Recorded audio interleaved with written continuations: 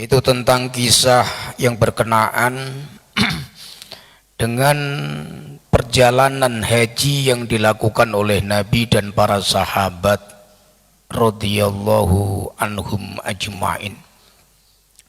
Seperti apakah hajinya Nabi dan para sahabat? Kemudian berapa kali Nabi seumur hidup beliau dalam ketika berhaji? Dan apa saja ianya yang dilakukan oleh para sahabat di setiap musim haji setelah wafatnya baginda Nabi SAW, dan termasuk kenapa Nabi tidak mengulang-ulang haji beliau. Nah, kita lihat Bapak Ibu yang mulia, beberapa keterangan dari kitab-kitab sejarah yang muktamad, yang ditulis dan disusun oleh para mu'arrikh, para ulama-ulama ahli sejarah kita. Yang pertama yang akan kita lihat adalah as-sanatu allati furidu fihal hajju ala hadhil ummah, yaitu tahun di mana mulai resmi difardukan dan diwajibkan haji itu untuk umat Islam, Pak.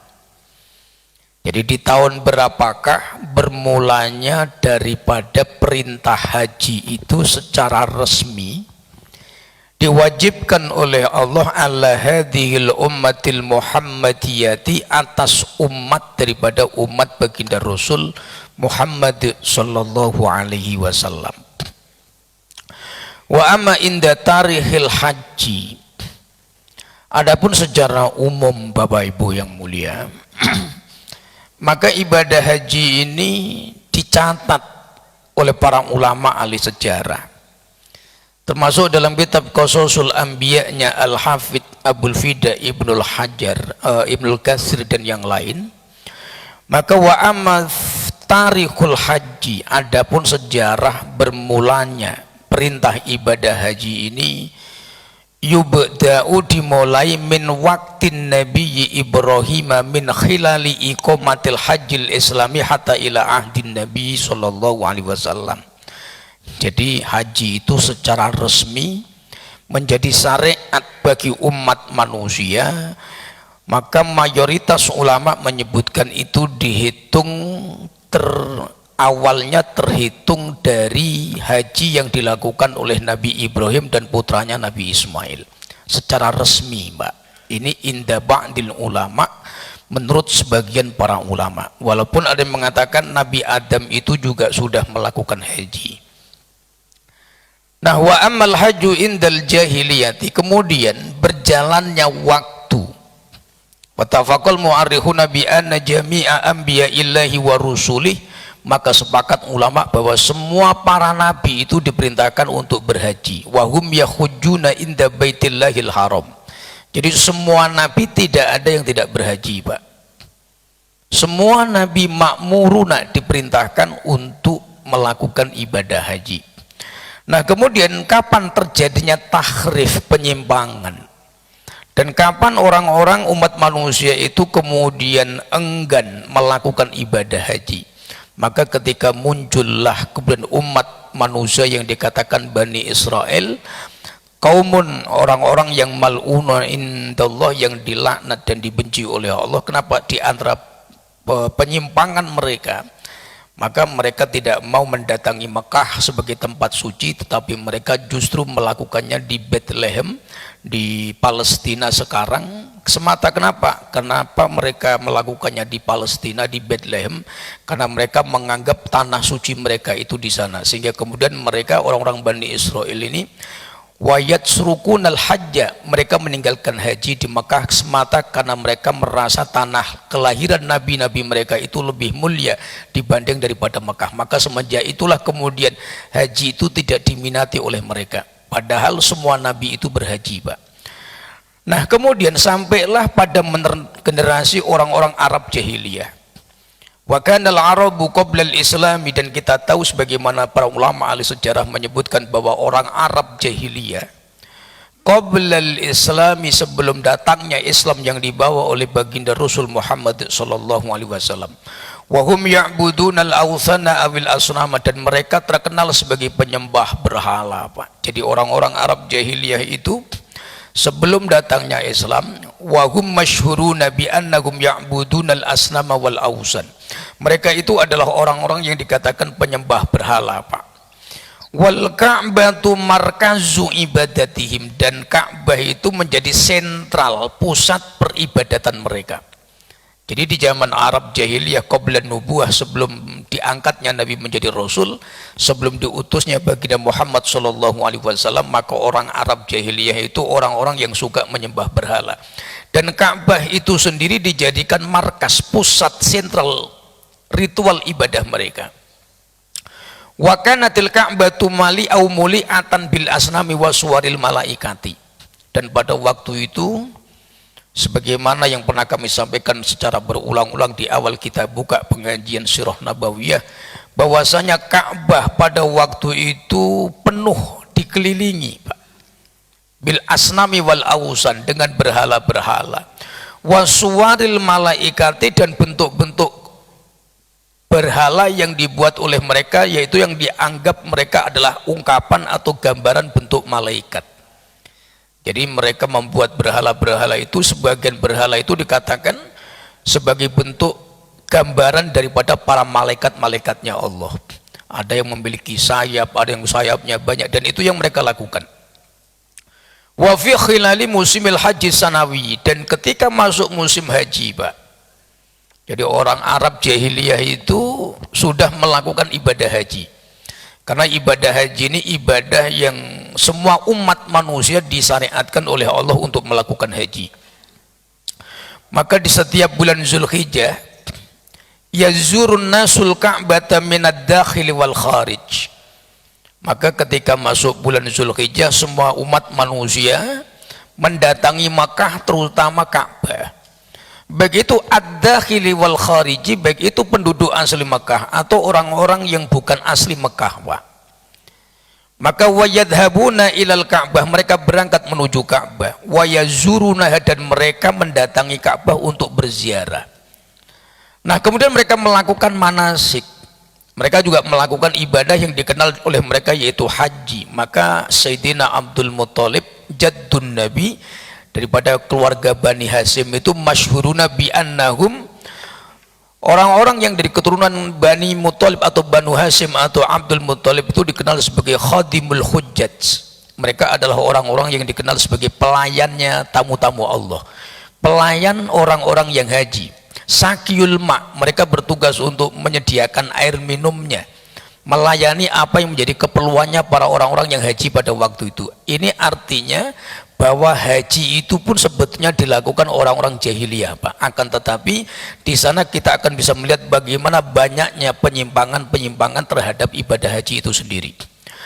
Maka wakanat qabilatu Quraisyin, dan kabilah Quraisy, orang Arab Quraisy di Mekah, mas'ulatan an khidmatil hujaji, dan mereka adalah kelompok orang-orang Arab yang diberikan tanggung jawab mas'uliyah untuk melayani, bahkan menjadi panitianya haji pada waktu itu, Pak. Jadi ibaratnya sekarang tuh departemen yang mengurusi kelancarannya ibadah haji. Dan di zaman jahiliyah, orang-orang yang diberikan tugas untuk khidmatul hujjat, orang-orang yang melayani orang-orang yang berhaji, menyediakan tempatnya, pemondokannya, yang sakyul maknya, yang menyediakan air minumnya, itu adalah orang-orang Quraisy, terutama Bani Hasyim, terutama Bani Muttalib, dan orang-orang yang daripada anak turunnya Abdul Muttalib. Itu turun temurun, Pak. Ini bukti bahwa haji itu udah ada dikenal orang-orang Arab jahiliyah.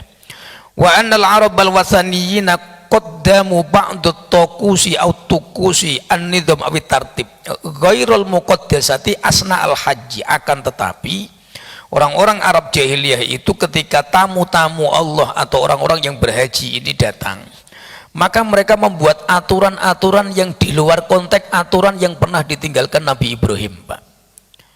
Mereka merubah dan menambah-nambah aturan ba'du tuqusi awin nizami awit tartib, sebagaimana khilafan li haji hadal yaumi, yang tentunya hal ini berbeda dengan cara haji kita di zaman sekarang, Pak. Lam yamsu baina tilali Safa wal Marwah, Di antara perbedaan haji orang Arab jahiliyah pada waktu itu, mereka tidak melakukan sa'i, Pak. Dan kalaupun mereka melakukan sa'i, mereka tidak memulai dari gundukan kecil daripada bukit Safa wal Marwah. Jadi sesuka mereka, Pak. Dalam ketika contoh kenapa mereka merubah, di antara adalah ibadah sa'inya. Jadi mas'anya, tempat untuk larinya, berjalannya itu bukan dimulai dari titik bukit kecil yang daripada Safa Marwah, akan tetapi mereka mengambil jalur yang paling pendek. Nah yang kedua, walam yajtami'u fi Arafatin, dan mereka tidak melakukan wukuf di Arafah.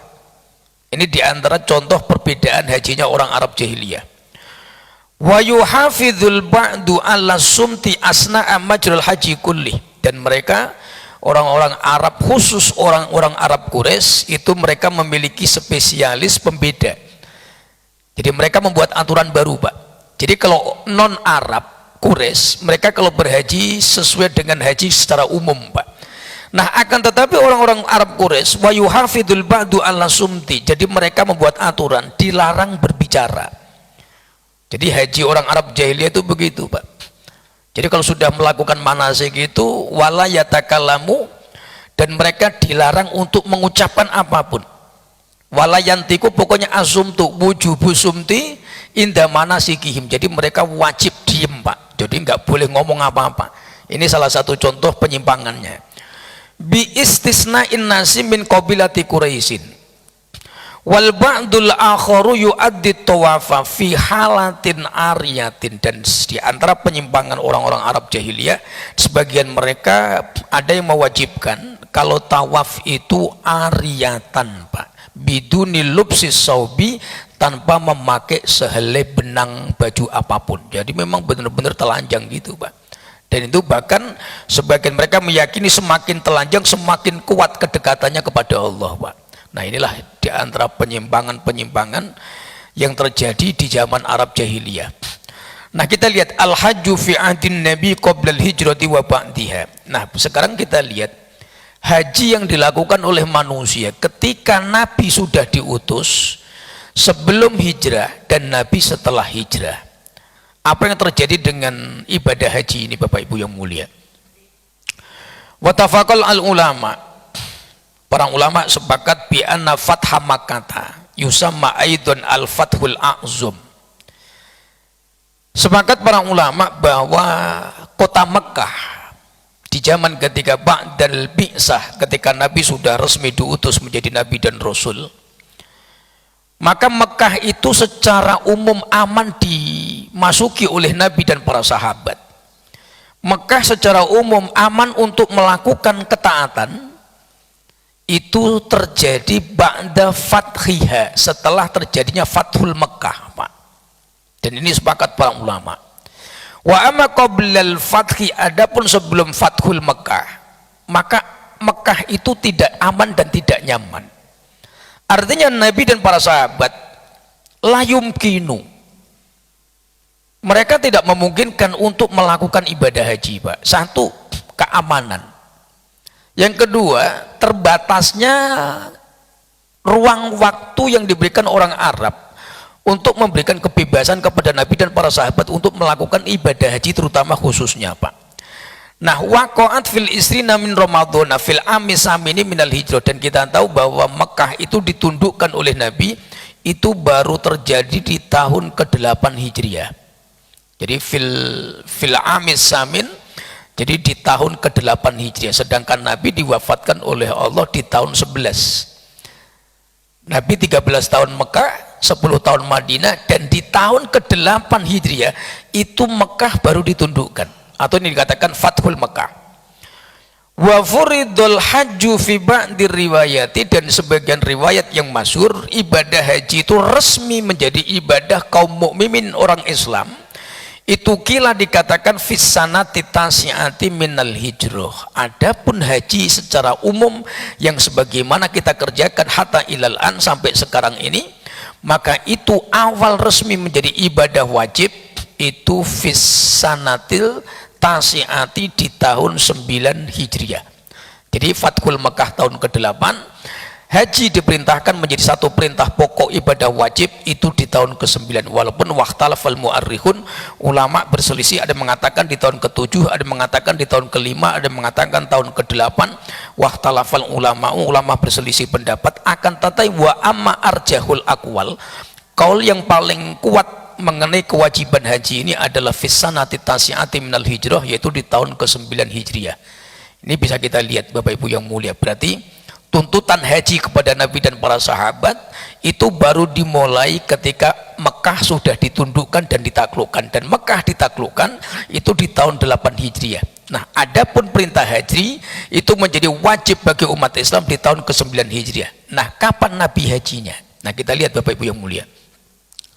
Wa yajibu 'alal muslimi ay yahujja marratan wahidatan fi umri bittifaqil ulama. Dan haddut taklif, tuntutan haji ini bagi likulli fardin aw likulli mukallafin, bagi setiap orang beriman itu hanya marrotan wahidatan fi jami'i hayati, dia hanya sekali aja Pak. Jadi haji itu hanya marrotan wahidatan. Jadi tuntutan haddut taklif wajibnya itu hanya sekali.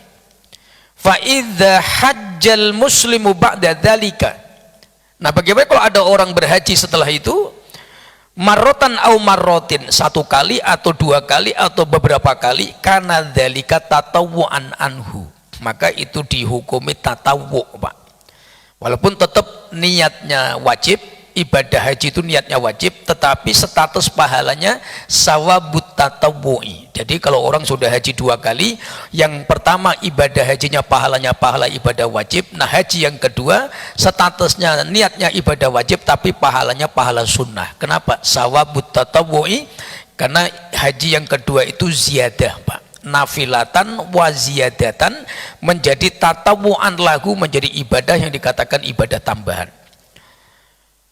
Wa qala Sayyiduna Abu Hurairah radhiyallahu an. Jadi Sayyidina Abu Hurairah itu pernah berkata apa? Fa khatabana Nabi sallallahu alaihi wasallam. Nabi itu suatu waktu pernah berdiri dan berkhutbah, menyampaikan orasi Pak, menyampaikan taujihat. Apa sabda beliau? Faqala ayyuhan nasu, wahai manusia. Ini di tahun ke-9 Hijriah. Wa qad furida 'alaikumul hajju fahujju. Wahai manusia, sesungguhnya hari ini, detik ini telah datang perintah dan diwajibkan atas kalian untuk berhaji. Maka Nabi kemudian menyebutkan fahujju, maka berhajilah. Nah, setelah Nabi mengucapkan kalimat tersebut, faqala rajulun min ashabi, seorang laki-laki kemudian bertanya, ya Rasulullah, aqulu amin ya Rasulullah, apakah haji itu setiap tahun ya Nabi? Fasakatan Nabi sallallahu alaihi wasallam, Nabi tidak lantas menjawab na'am, iya, tidak. Fasakata, Nabi diam Pak. Lah sahabat ini karena Nabi diam, ngulangin lagi nanyanya, ya Rasul, aqulu amin, apakah tiap tahun? Fasakatan Nabi lam yujibhu, dan Nabi tidak menjawab. Nah laki-laki ini nanya lagi yang ketiga, akulla amin ya Rasulullah, apakah haji itu tiap tahun? Nah ketika pertanyaan sudah diulang ketiga, Nabi kemudian berkata, menjawab, faqala Nabi sallallahu alaihi wasallam, lau qultu na'am la wajabat, seandainya aku kok menjawab iya, maka haji 3 kali 4 kali itu menjadi wajib. Maka lima stata'tum, maka aku katakan sesuai dengan kemampuanmu. Kalau mampunya sekali, maka sekali itu sudah cukup.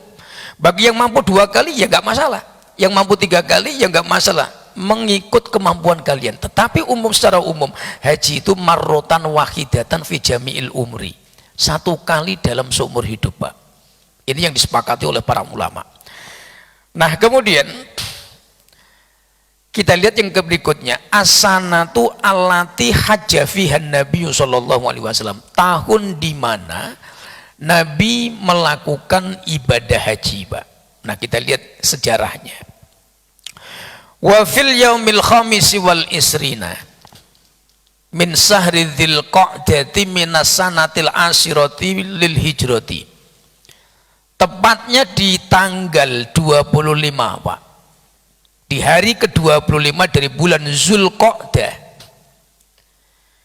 Maka Nabi SAW a'lana an azmihi ziyaratal masjidil harami hajan. Maka Nabi SAW mengumumkan kepada semua halayak ramai di tengah-tengah sahabat Madinah bahwa beliau di tahun itu, di bulan itu akan mengadakan safar, perjalanan untuk melakukan ibadah haji. A'lanar Rasulullah sallallahu alaihi wasallam an azmihi an ziyaratil masjidil harami hajjan. Jadi Nabi kemudian mengumpulkan sahabat dan menyampaikan bahwa di bulan Zulhijjah di tahun 10 itu Nabi akan berangkat ke Mekah untuk melakukan ibadah haji, Pak. Nah kemudian fakharaja ma'ahu, maka kemudian disepakatilah persiapan-persiapannya. Maka kemudian mengiringi atas keberangkatan beliau menuju Mekah hawali mi'ati alfin minal muslimina minar rijali wan nisa. Maka di tahun 10 Hijriah di tanggal 25 Zulqa'dah Nabi mempersiapkan perbekalan at-tajhiz, para sahabat pun mengikuti beliau dan mereka mengambil mikot, dan berapa orang yang ikut, laki-laki perempuan kurang lebih mi'atu alfin minal muslimina, mi'atun 100, alfun 1000, berarti kalau mi'atu alfin 100.000 orang. Inilah kelompok rombongan haji pertama kali dilakukan oleh Nabi dan para sahabat. Di awal pertama kali haji diperintahkan menjadi perkara wajib, dan di tahun pertama kali haji dilakukan oleh Nabi dan para sahabat itu totalnya yang berangkat 100.000 orang, Pak. Mi'atu alfin minal muslimina la furiqa bainar rijali wan nisa, atau minar rijali adzukur wal inas, dan rombongan 100.000 ini ada laki-laki dan perempuan, Pak. 100.000 beriring-iringan, konvoi begitu, Pak. Dan itulah haji pertama kali dilakukan oleh orang beriman, Pak, dari kalangan umat baginda Rasul Muhammad SAW. Jadi manusia pertama kali haji Nabi dan diikuti oleh para sahabat dari umat Nabi ini adalah 100.000 orang. Nah 100.000 itu berpasang-pasangan, Pak. Jadi berapa banyak onta yang dipakai, kendaraan yang dipakai untuk bawa keledai khimarnya. Jadi rombongan itu panjangnya beratus-ratus meter, Pak. Saking panjangnya rombongan Nabi ketika akan melakukan ibadah haji itu, Pak. Nah ini diikuti 100.000 orang. Nah di Madinah bagaimana waktu itu? Waqad ista'malan nabiyyu 'alal madinati abadu jannah. Nah sahabat yang tertinggal tidak haji waktu itu Abu Dujanah radhiyallahu an, sang pendekar berikat kepala merah itu, Pak. Nah beliaulah istikhlafnya Nabi. Nabi memberikan amanat untuk menjaga kota Madinah, karena waktu itu di Madinah ada ad-du'afa, ada al-ajuz, ada orang-orang tua yang tidak bisa ikut safar, ada wanita-wanita yang kena uzur, ada yang melahirkan, ada anak-anak kecil yang tidak bisa dibawa. Maka Madinah dipastikan oleh Nabi untuk menjaga keamanan di bawah tanggung jawab Abu Dujanah. Nah begitulah cara Nabi untuk memastikan keamanan kaum mukminin. Di salah satu beliau berhaji bersama 100.000 orang. Nah di Madinah beliau tinggalkan istikhlaf orang-orang yang diberikan amanat untuk memastikan keamanan kota Madinah pada waktu itu, tahta riayah, di bawah tanggung jawabnya Sayyidina Abi Dujanah radhiyallahu an. Ini luar biasa, pendekar yang dikenal pendekar dengan kepala ikat kepala merah, Pak. Nah pertanyaannya adalah kamarroh, berapa kali sih Bapak Ibu yang mulia Nabi melakukan haji, Pak? Jadi kamarroh hajjun Nabi fi hayati. Jadi berapa kali Nabi dalam seumur hidup beliau melakukan ibadah haji, Pak?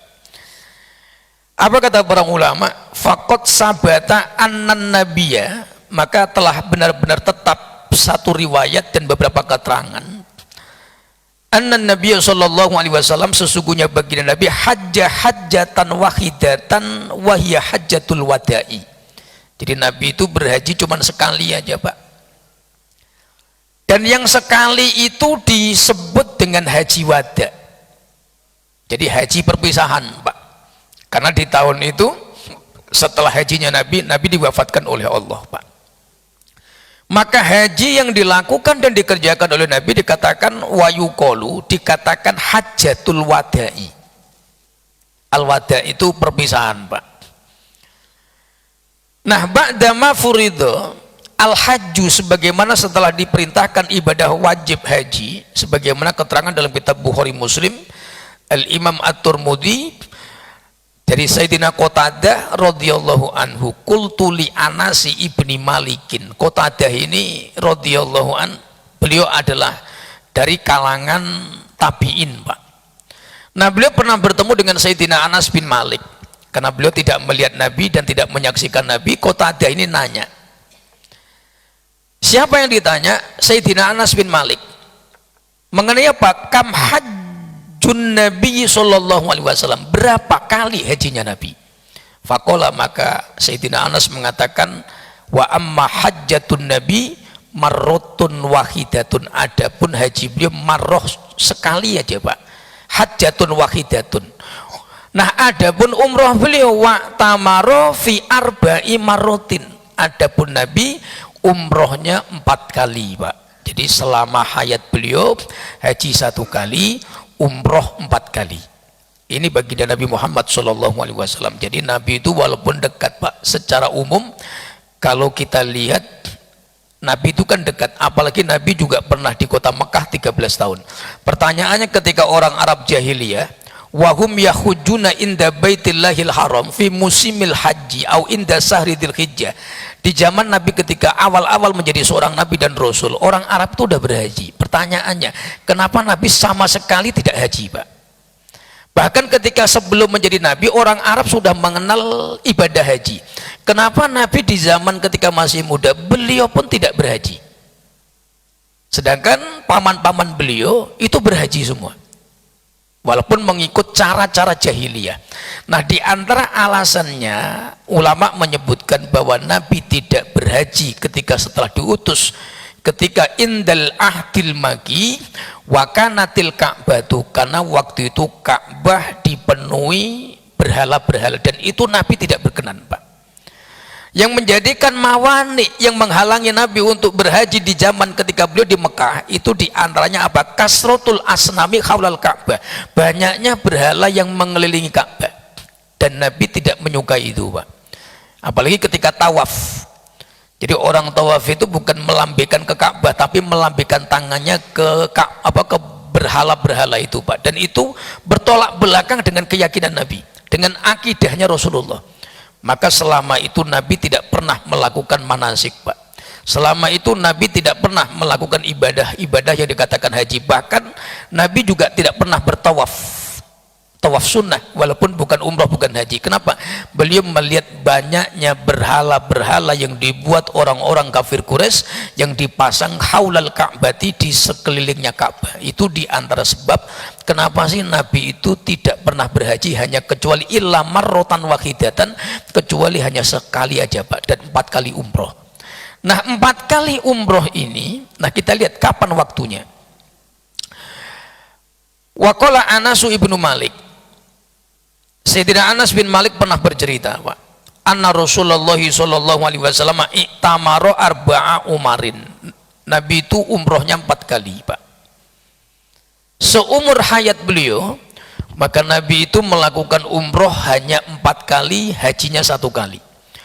Wa kulluhunna fi dzilqa'dati, dan semua umrohnya Nabi di bulan Zulqa'dah.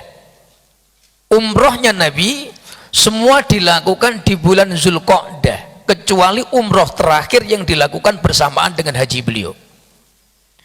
Illallati ma'a hajjatihi, kecuali umroh yang dilakukan oleh beliau di saat beliau melakukan haji wada. Nah, 4 umroh ini kita lihat. Wa umrotan minal Hudaybiyah, umroh di peristiwa perjanjian Hudaybiyah, sulhul Hudaybiyah. Wa umrotan minal amil muqbil fi dzilqa'dah, kemudian beliau umroh lagi di tahun berikutnya. Wa umrotan min ji'ronata haitsu qasama ghunaima Hunainin, dan umroh yang dilakukan ketika setelah terjadi perang Hunain, Pak. Nah, yang keempat, wa umrotan ma'a hajjatihi, umroh yang dilakukan ketika beliau berhaji. Jadi 4 kali beliau umroh, 1 kali beliau melakukan ibadah haji, Pak. Nah, kita lihat detailnya. Pertama, wa ammal umratul ulahiyya umratun nabi fi dzilqa'dati Fisanati asadisati au fi ami sulkil Hudaybiyah, tahun perjanjian sulhul Hudaybiyah itu terjadi di 6 Hijriah Pak. Jadi tahun di mana perjanjian sulhul Hudaybiyah di tanah Hudaybiyah yang sekarang menjadi terkenal sebagai peternakan unta itu Pak. Nah di tempat itulah dulu Nabi melakukan perjanjian dengan orang kafir Quraisy. Maka setelah perjanjian damai itu kaum mukminin diizinkan orang Arab Quraisy untuk masuk Mekah. Maka kesempatan itu dipakai dan dilakukan oleh Nabi untuk melakukan umroh Pak. Di saat perjanjian damai itu walaupun kemudian dikhianati orang-orang Abu Sufyan bin Harb, Nabi memanfaatkan fursah kesempatan itu untuk menyempatkan diri berumroh. Maka umroh Nabi pertama kali dilakukan tahun 6 Hijriah, tepatnya di peristiwa fi ami sulhil Hudaybiyati, tepatnya di perjanjian suluh al-Hudaybiyah. Nah yang kedua, wal umratu saniyatu fi dzilqa'dati. Beliau juga umroh yang kedua di tahun ke-7 Pak. Ini umroh beliau yang kedua. Fisanatil sabiati minal hijrah. Nah di tahun ke-7 ini dikatakan umrohul qadha. Ada yang mengatakan umroh ini adalah umroh susulan Pak. Umroh yang diazamkan dan niatkan oleh Nabi sebelum-sebelumnya karena tidak tertunaikan. Maka umroh di tahun ke-7 ini umroh dilakukan oleh beliau dalam salah satu perjalanan. Maka beliau menyempatkan diri Pak. Nah kemudian yang ketiga, al-umratu salisatu wahya al-umrah fi dzilqa'dati minasanati saminati, di tahun ke-8. Nah di tahun ke-8 inilah tahun dikatakan wahya amul fathi. Jadi Nabi ketika masuk kota Mekah, al-fathul a'zam, menundukkan kota Mekah, orang Arab Quraisy masuk Islam semuanya yadkhuluna fi dinillahi afwaja. Maka kemudian setelah semua selesai urusannya, Nabi kemudian melakukan ibadah umroh yang ketiga, dan itu dilakukan setelah berhala-berhala semua dirobohkan oleh para sahabat, dan kemudian setelah bersih zero, tidak ada apapun satupun daripada berhala yang ada di sekeliling Ka'bah, kemudian Nabi yatufu, Nabi melakukan tawaf, Nabi niat ibadah umrohnya di tahun ke-8 itu. Nah yang keempat, wakanat umratun Nabi ar-rabi'ah. Nabi umroh yang keempat adalah kanat umratuhu ma'a hajatihi. Maka Nabi kemudian melakukan umroh yang terakhir bersamaan dengan ketika beliau melakukan haji, yaitu haji wada. Nah ini 4 peristiwa umroh Nabi sekaligus 1 kali haji beliau. Nah di tahun ke-8 itu ada yang mengatakan ketika Nabi di tahun itu sudah menundukkan kota Mekah. Yang kedua bertepatan dengan selesainya perang Hunain Pak. Nah di saat perang Hunain itu di tahun ke-8 Hijriah, Nabi membagikan hasil perang ghanimah kepada para sahabat. Nah setelah peristiwa itu selesai, Nabi masuk kota Mekah dan Nabi kemudian melakukan ibadah umroh bersama para sahabat. Jadi dari sekian banyak keterangan Bapak Ibu yang mulia, maka diambil kesimpulan sepanjang hayat beliau yang mulia baginda Rasul, beliau yahujju hajjatan wahidatan, Nabi berhaji 1 kali, wayak tamiru, maka beliau berumroh arba'ah umarin, dan beliau melakukan umroh 4 kali. Jadi seorang Nabi yang begitu dekat dengan kota Mekah, yang jarak Makkah Madinah itu begitu dekat, itu Nabi ternyata tidak berbolak-balik untuk melakukan umroh. Padahal di tahun ke-7, ke-8, ke-9, ke-10 itu waktu itu sudah luar biasa amannya Pak. Waktu itu Mekah Madinah itu sudah terbuka jalurnya, sehingga orang Arab yang ada di Mekah semuanya sudah masuk Islam. Madinah Mekah terbuka jalurnya, maka kemudian ini menjadi sebab kemudahan untuk melakukan ibadah ziarah Mekah dalam rangka untuk haji atau umroh. Akan tetapi sepakat ulama, Nabi tidak melakukan umroh sampai sekian puluh kali. Akan tetapi Nabi ternyata dalam 1 tahun itu hanya sekali umroh. Dalam 4 kali tahun ini sampai beliau wafat, beliau ternyata hanya 4 kali umroh dan sekali dalam melakukan ibadah haji. Ini artinya ternyata ibadah haji itu tidak diwajibkan berkali-kali. Nah alasan yang terakhir Bapak Ibu yang mulia, Kenapa Nabi hanya 4 kali umroh dan Nabi hanya sekali melakukan ibadah haji?